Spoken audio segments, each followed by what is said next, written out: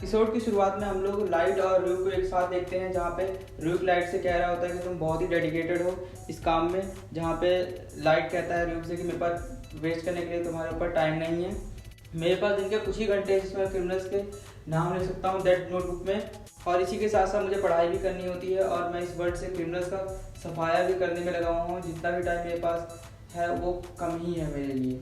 और तभी scene shift हो जाता है G8 समिट पे, जहाँ पे अभी भी इंटरपोल की मीटिंग चल रही होती है। अलग अलग देश के रिप्रेजेंटेटिव्स वहाँ पे पार्टिसिपेट किए होते हैं और इसी घटना पे बहुत सीरियस डिस्कशन चल रहा होता है।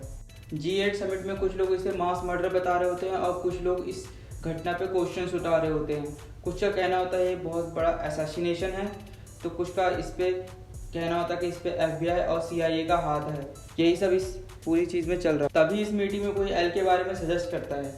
सब पूछे तो ये एल क्या है, तो कोई बताता है कि ये एल जो है कोई नहीं जानता कि कौन है, कैसा दिखता है, क्या करता है, बट इसने कई सारे कंट्रीज़ के बड़े बड़ी मिस्ट्रीज को सॉल्व कर दिया अभी कुछ दिनों में ही। तो कोई कहता है कि एल जो है वो उन्हीं केसेस में हिस्सा लेता है जिन केसेस में उसका इंटरेस्ट होता है। क्या वो हमारे केस में हिस्सा लेगा? और उसको कांटेक्ट करने का भी तो कोई ज़रिया नहीं है। तभी पीछे से कोई आवाज़ आती है कि एल इज़ ऑलरेडी इन्वॉल्व, कि एल इसमें पहले से ही इन्वॉल्व है। तभी वहाँ पे वाटर नाम का एक बंदा आ जाता है जो कहता है कि एल इस केस में कई दिनों से इन्वॉल्व है। तो वहाँ पे हमें वाटर के बारे में बताया जाता है कि वाटर एक जापानीज़ पर्सन है जो इस दुनिया में इकलौता है जो एल को कांटेक्ट कर सकता है, और कोई नहीं जानता कि वाटर एक्चुअली में है कौन।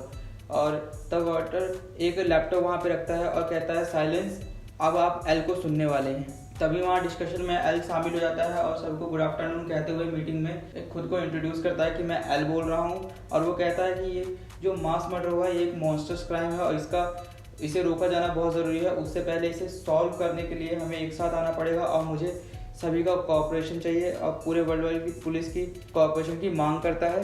तभी हमें लाइट को दिखाया जाता है जो अपने दोस्तों के साथ स्कूल से वापस आ रहा होता है और जो उसके दोस्त होते हैं बीती हुई घटनाओं के बारे में बात कर रहे होते हैं और उसे बहुत मज़ेदार बता रहे होते हैं कैसे क्रिमिनल्स मर रहे हैं, जिन्हें सुन के लाइट बहुत खुश हो जाता है मन ही मन में।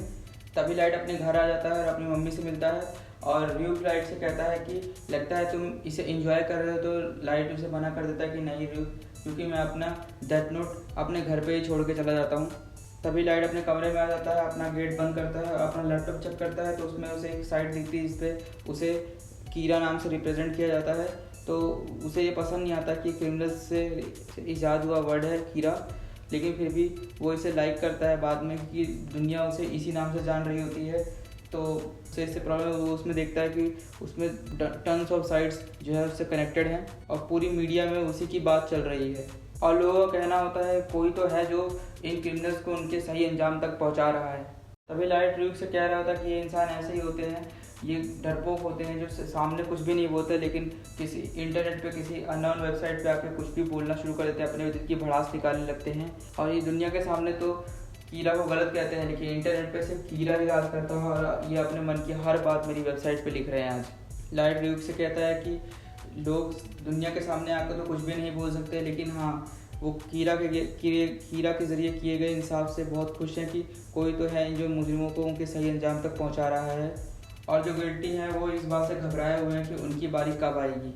और अब हमें यहाँ पे समिट का सीन दिखाया जाता है जहाँ पे इंटरपोल ने एक रेजोल्यूशन पास कर दिया था कि वो फुल सपोर्ट करेंगे एल को, और एल ने यहाँ पे जापानीज़ पुलिस का पूरा कोऑपरेशन मांगा होता है। सभी हैरान रह जाते हैं और पूछते हैं जापान क्यों। तो एल बताता है कि या तो ये जो मर्डर्स कर रहा है वो या तो जापान का रहने वाला है या तो इस वक्त वो जापान में है, लेकिन सब लोग हैरानी भरी नज़र से पूछते हैं कैसे।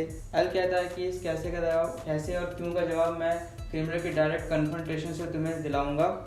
एल यहाँ मीटिंग में रिक्वेस्ट करता है इंटरपोल से कि इस इन्वेस्टिगेशन का सेंटर जो है वो जापान में रखा जाए। तभी एल लाइव प्रोग्राम को ज्वाइन कर लेता है और कीरा को वहाँ पे खुद को मारने के लिए चैलेंज करता है और उसे ये भी बता देता है और साबित कर देता है सबके सामने कीरा उसे नहीं मार सकता है।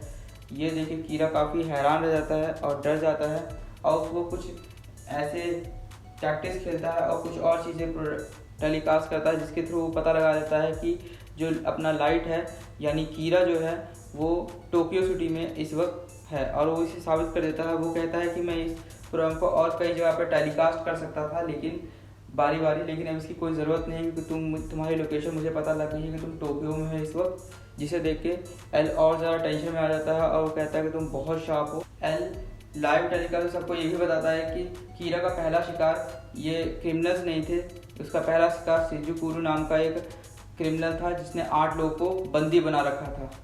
ये देख के कीरा और ज़्यादा घबरा जाता है, यानी अपना लाइट और ज़्यादा घबरा जाता है। एल कीरा के बारे में ये भी बताता है कि उसने जो पहला मर्डर किया था वो उसने अपनी पहली पावर टेस्ट करने के लिए किया था और कुछ भी नहीं।